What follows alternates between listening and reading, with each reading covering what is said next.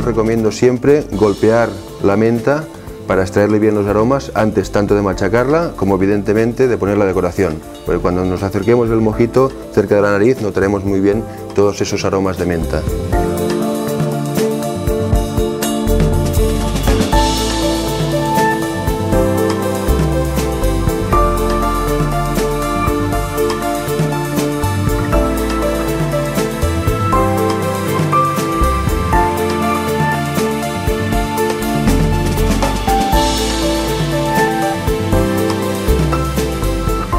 El mojito es un cóctel de origen cubano.